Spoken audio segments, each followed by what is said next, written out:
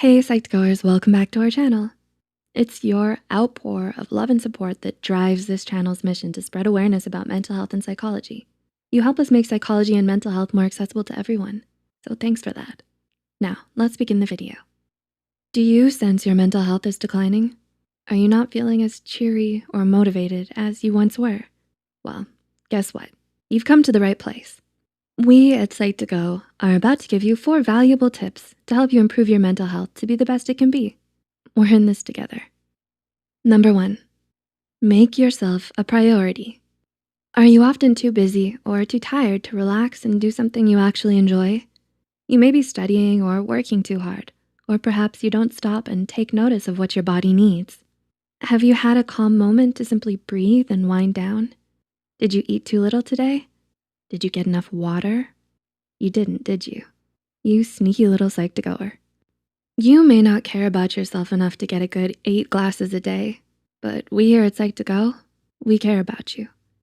Neglecting self-care is detrimental to our mental health. Research has shown that what we eat affects not only our mood, but how we think as well.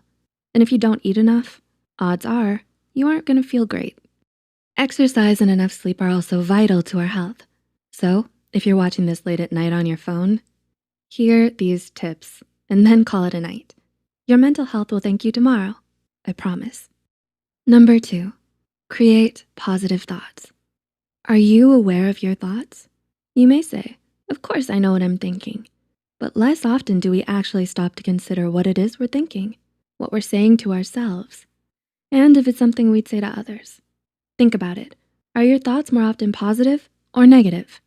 According to a new 2020 study from psychologists at Queen's University, published in the journal Nature Communications, the average human has around 6,200 thoughts per day. In another study published in the National Science Foundation, it was found that of the thousands of thoughts each individual has per day, 80% were negative, and 95% were the exact same repetitive thoughts as the previous day. So we repeat a lot of negative thoughts. But this next study will really put things into perspective for you. In another study from Cornell University, scientists found that 85% of what we worry about never happens. Not only that, 79% of the subjects found that either they could handle the difficulty better than they thought, or that the difficulty taught them a lesson they felt was worth it. So this is my advice to you. Stop, breathe, and think about what you're thinking about. Is it positive? Is it healthy? More importantly, is it something you would say to a friend who is worried too and looking for comfort? It's always best to treat ourselves like our best friend. Be there to comfort yourself with positive thoughts. And when in doubt with a worry, try to ask yourself, is this worry productive? Am I making this more difficult than it has to be? Number 3, say what you feel.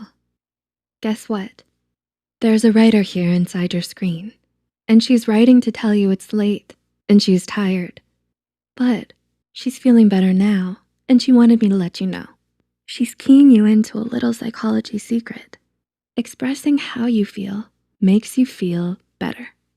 A brain imaging study by psychologists at UCLA revealed that verbalizing our feelings makes our sadness, anger, and pain less intense. When we see a photograph of a fearful or angry face, we have increased activity in a region of our brain called the amygdala. This serves as a warning of danger in our brain. In the study, researchers used functional magnetic resonance imaging to study subjects' brain activity. Researchers had 30 subjects view photos of individuals making different emotional expressions. Below each photo were the words angry or fearful. Subjects then had to choose which word to assign to each face. Some subjects were instead given 2 names below the photo, Harry and Sally, and had to assign gender-appropriate names to the photos. Researchers found a decreased response in the amygdala when the words angry and fearful were expressed by assigning them. They did not see the reduction in the amygdala response when using the words Harry and Sally, meaning if you put your feelings into words, you feel better.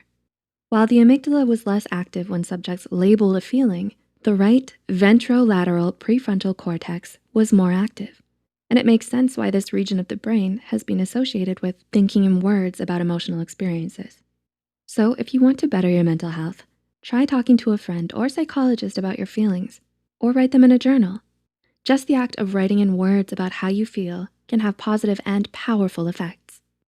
Number 4, be compassionate to others. A little compassion can go a long way. Wouldn't you want someone to show you a little love and kindness? And I bet when you treat someone with kindness or do someone a favor, you often feel a little bit better too, don't you? Well, there's research to support this. According to research from psychologists Ed Diener and Martin Seligman, altruism can lead to improved mental and physical health, as well as speed up recovery from disease.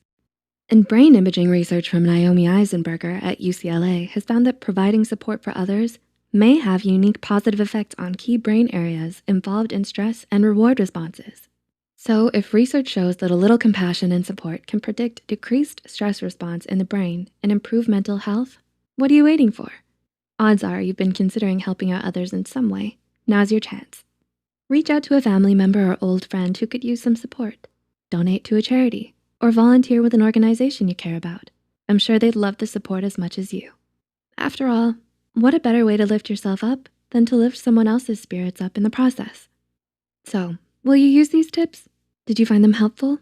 Are you going to drink more water? I'm watching you, Psych2Goers. Will you express your feelings into words down in the comment section below? We're here to listen because we care about you and want to hear you out. After all, your mental health may just thank you. If you find it hard to manage your life and suspect you might be suffering from an undiagnosed mental illness, we encourage you to seek professional help. If you found this video helpful, don't forget to click the like button and share this video with someone whose mental health could use it. Subscribe to Psych2Go and hit the notification bell icon for more content like this. And as always, thanks so much for watching. See you soon.